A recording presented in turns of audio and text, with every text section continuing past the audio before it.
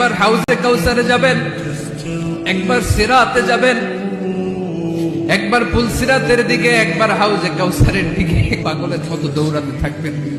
তার কোন গুনাহগার উম্মত যাতে জাহান্নামে ঢুকে না যায়, সেদিন কেউ সুপারিশ করতে পারবে না বিশ্বনবী ছাড়া। এজন্য ৫ নম্বর আল্লাহ বললেন, মান যাল্লাযী ইয়াশফাউ ইনদাহু ইল্লা বিইযনিহি। কার সাহস আছে, কার এত বড় বুকের পাটা কিয়ামতের কঠিন দিন আল্লাহর সামনে দাঁড়িয়ে সুপারিশ করবে? কারো ক্ষমতা নেই, কারো ক্ষমতা নাই। বিশ্বনবী সিজদায় পড়ে উম্মতের জন্য কাঁদবেন, সবাই কাঁদবে, নফসি নফসি, আল্লাহ আমারে বাঁচাও, আল্লাহ আমারে বাঁচাও। বিশ্বনবী বলবেন, উম্মতি উম্মতি। বিশ্বনবী আমার জন্য কাঁদবেন, আপনার জন্য।